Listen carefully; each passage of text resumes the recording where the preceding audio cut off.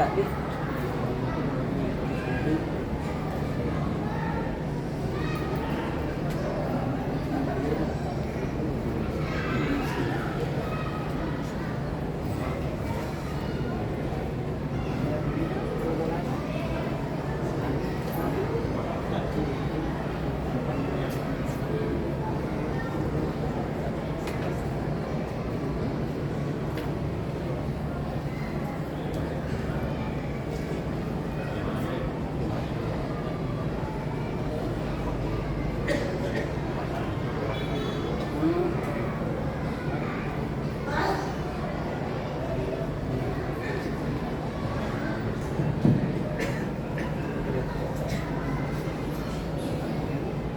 Assalamualaikum warahmatullahi wabarakatuh.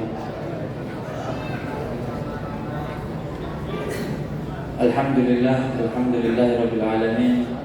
Wassalatu wassalamu ala asrofil anbiya'i wal mursalin sayyidina wa maulana Muhammadin wa ala alihi wa sahbihi wa barik wa sallim ajma'in, amma ba'd.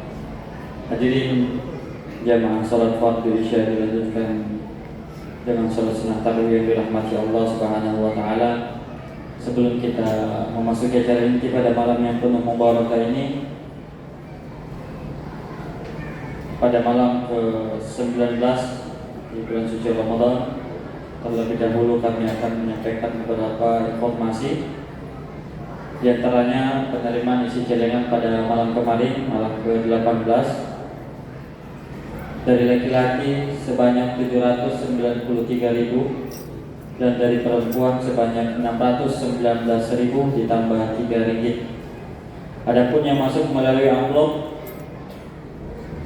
satu untuk almarhum Kandang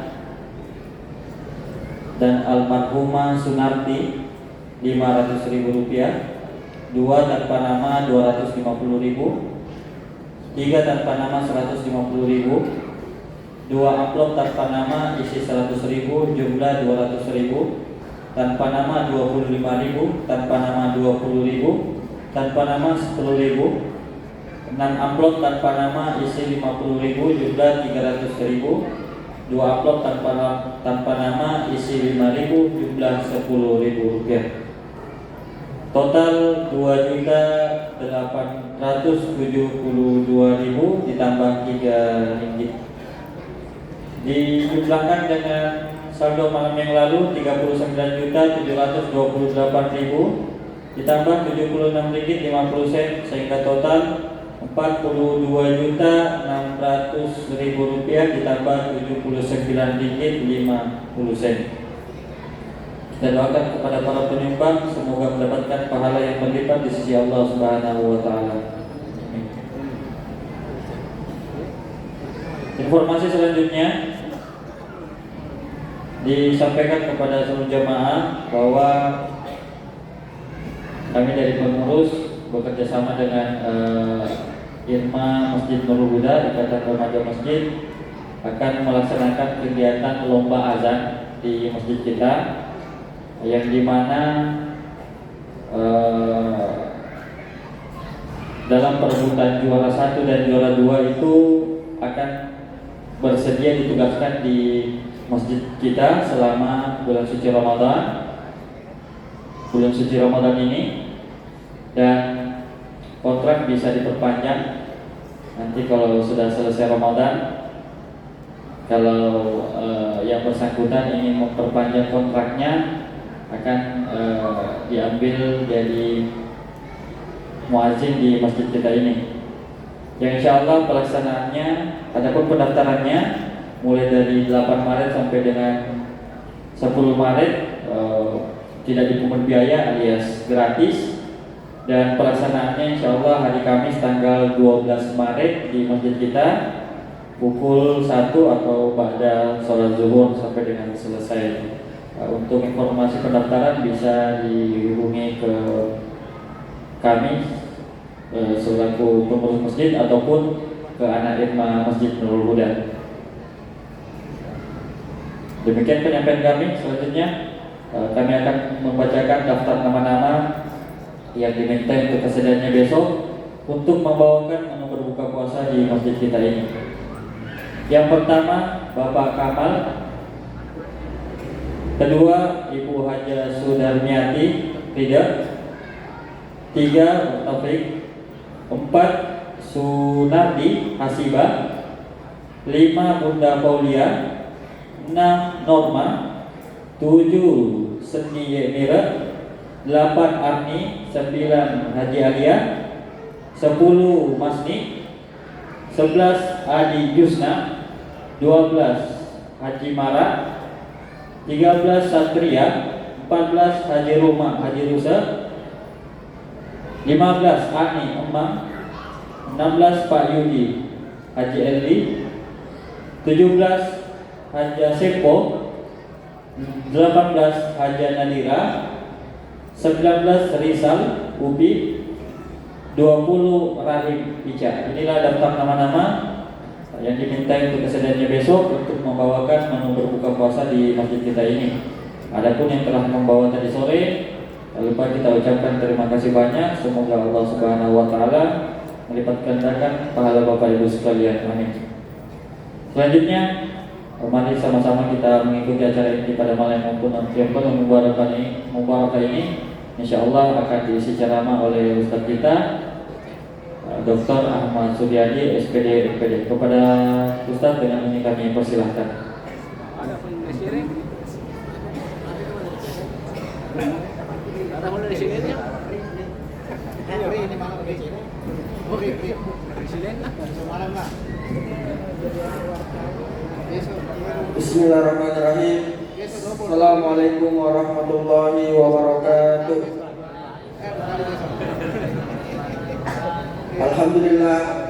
Alhamdulillahirabbil alamin.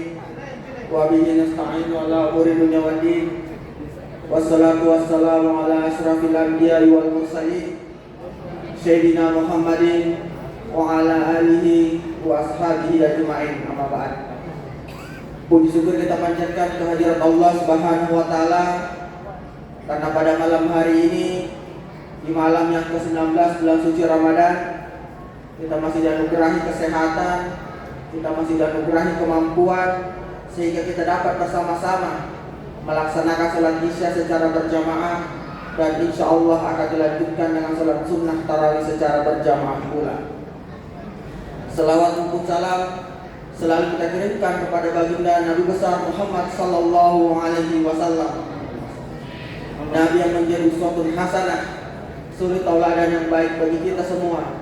Semoga kelak kita akan mendapatkan syafaatnya di hari kiamat kelak. Amin amin ya rabbal alamin.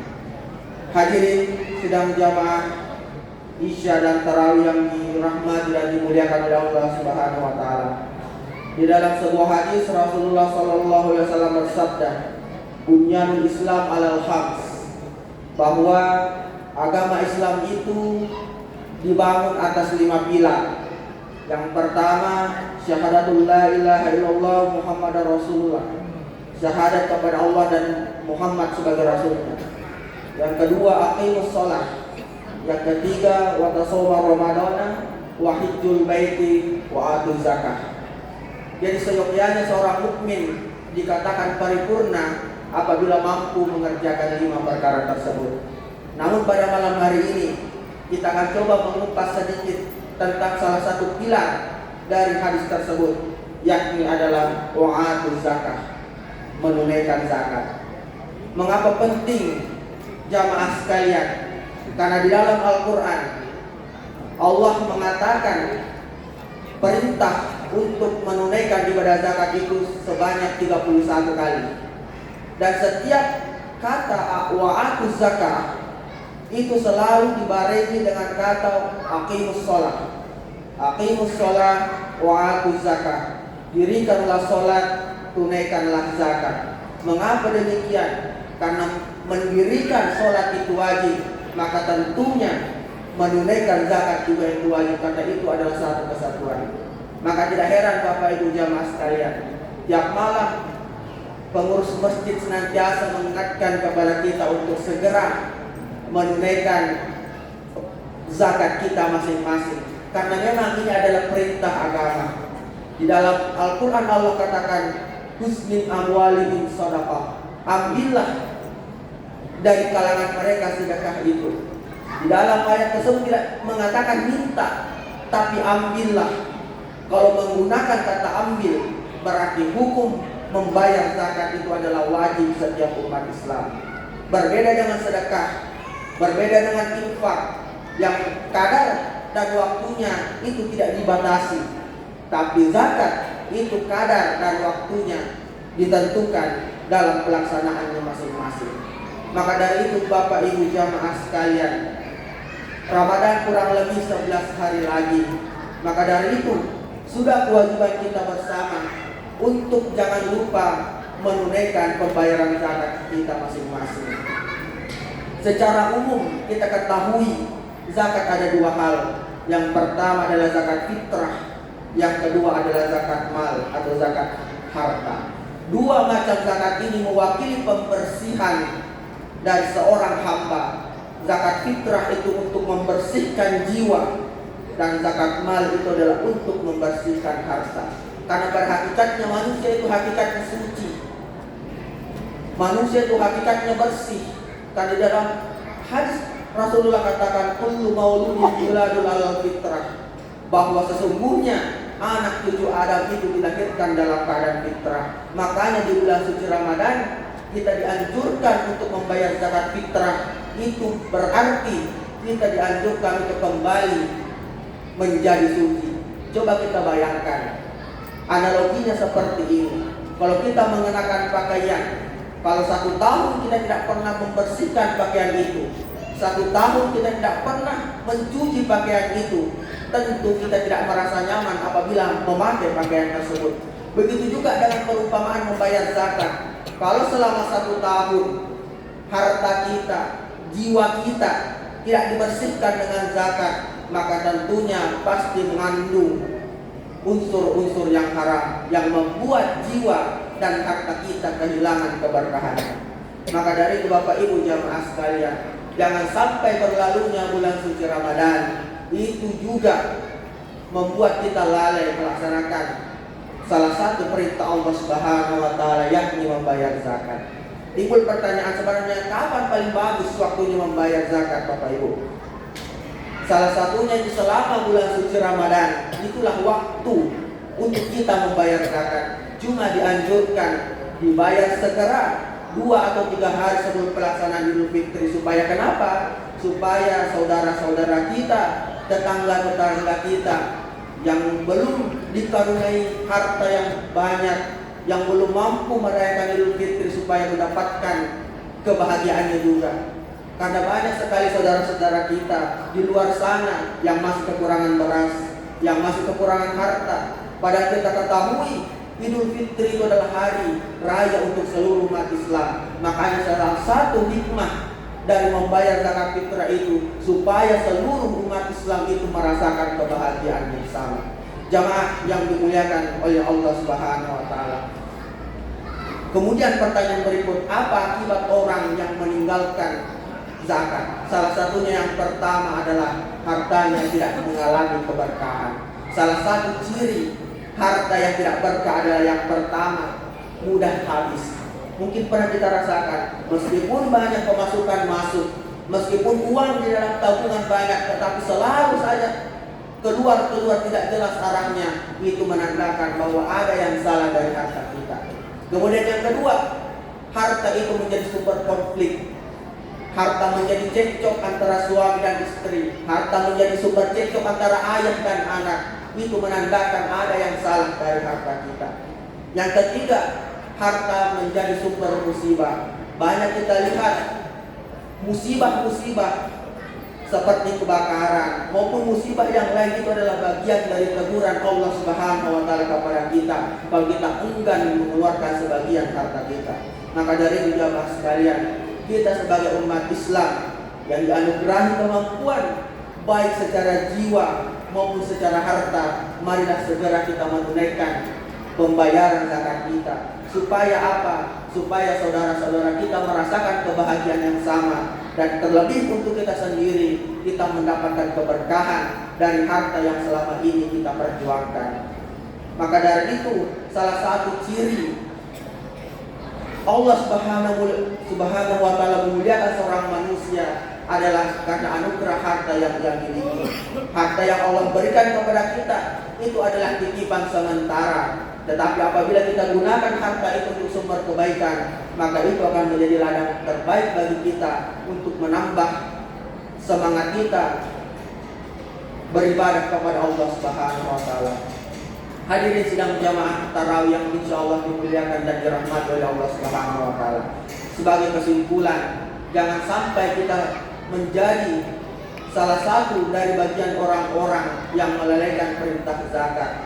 Karena sesungguhnya salah satu bentuk ketakwaan seseorang itu tercermin dari mereka melaksanakan ibadah zakat. Karena zakat itu adalah cerminan, zakat itu adalah bukti kalau manusia itu bisa bertakwa. Bukan cuma bertakwa secara individual, bukan cuma mendirikan sholat saja, bukan cuma berpuasa saja, tapi perlu bukti untuk bertakwa secara sosial.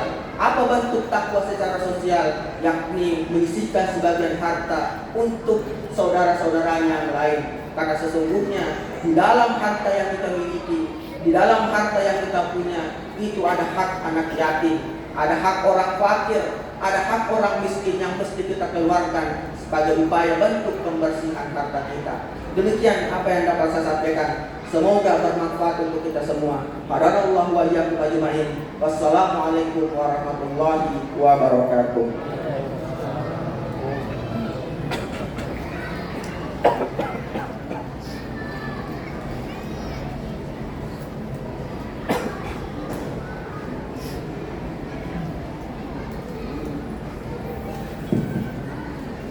Demikian cara pernah disampaikan